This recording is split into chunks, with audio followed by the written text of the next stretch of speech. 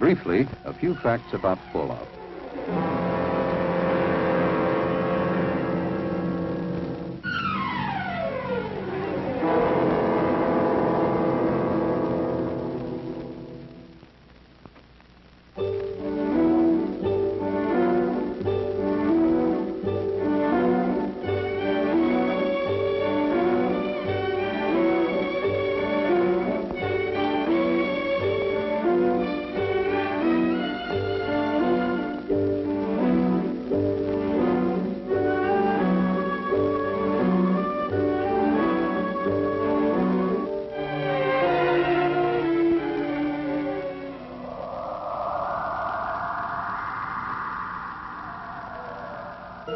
To begin with, it may be surprising to know that radiation is something we live with every day.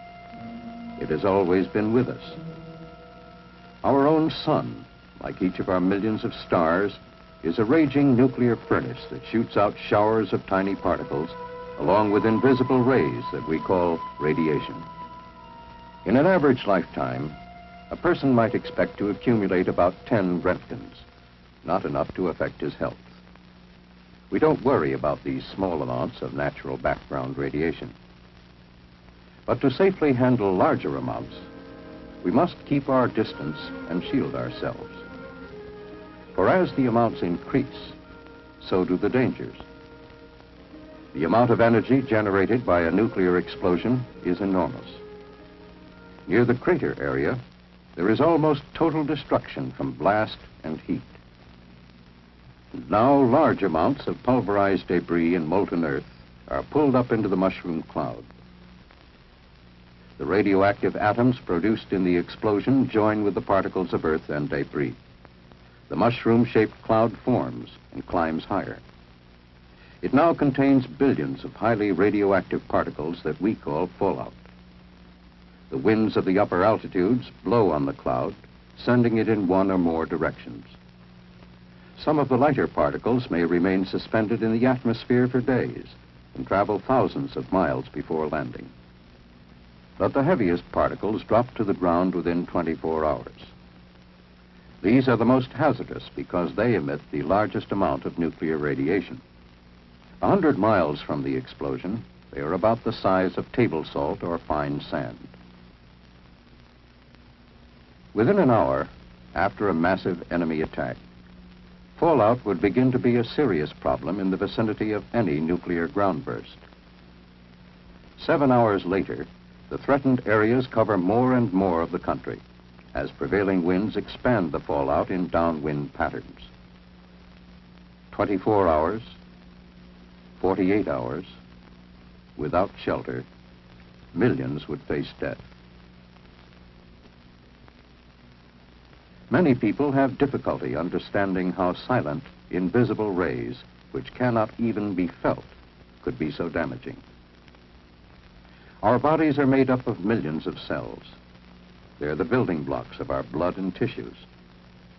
When radiation penetrates the body, the cells are injured. Most of them can repair themselves if the total dose over a period of time is not too high.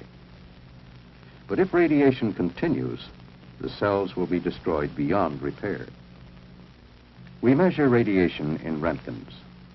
If people received more than 200 Roentgens within a few days, many would be sick, and some might require medical care. 300 Roentgens could cause severe radiation sickness, or possibly death. And as we go beyond 300, the danger increases rapidly. But we are not without personal weapons of defense. One is distance. The greater our distance from the fallout particles, the less radiation we receive. Radiation from particles 50 feet away, for instance, would not affect us as much as from particles a few feet away. You would receive less radiation in the middle of a tall building than on the top or bottom floors, because there would be more distance and partitions between you and the source of the radiation, the fallout particles covering the roof and the ground around the building. Only an insignificant amount would get inside. And along with distance, we have the most important defense, mass. Any material with enough weight will keep the penetrating rays from hurting us. Concrete, steel, and heavy construction materials provide good shielding from fallout radiation. And so would 2 feet of earth. And the greater the weight of the material between us and the fallout, the safer we would be. Taking a house as an example, it offers a small amount of mass and distance from radiation, but not enough protection in an area of heavy fallout.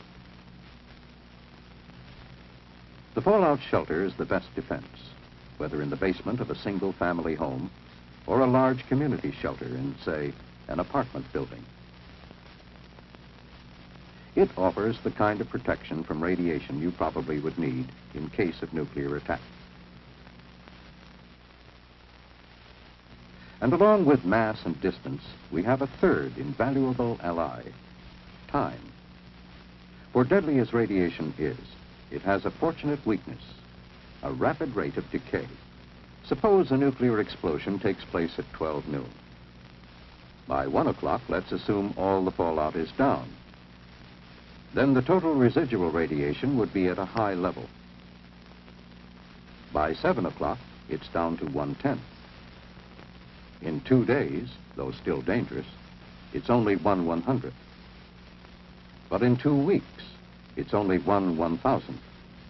So we would not have to take maximum precautions indefinitely. We need food and water to survive. But if fallout settles on your food, the food itself isn't harmed or made radioactive, since radiation only damages living tissue. You simply remove the fallout particles using everyday methods of food preparation, peeling, wiping, or washing. Fallout swallowed accidentally with food or in drinking water would do you no immediate harm. But for long-term safety, it's best to filter the fallout particles out. Actually, the hazard from contaminated food and water is very small compared with that from external gamma radiation.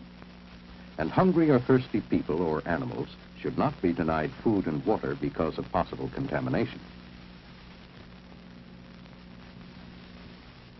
If we remember these facts, if we act on them intelligently, we can increase our chances of surviving nuclear attack. And the key to survival is adequate shelter. That's why the federal government has a nationwide shelter program.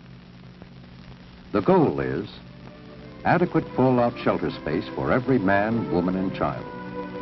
And this goal can be reached. For with knowledge of radiation, we can face the facts about fallout and take action to protect ourselves against this hazard of the nuclear age.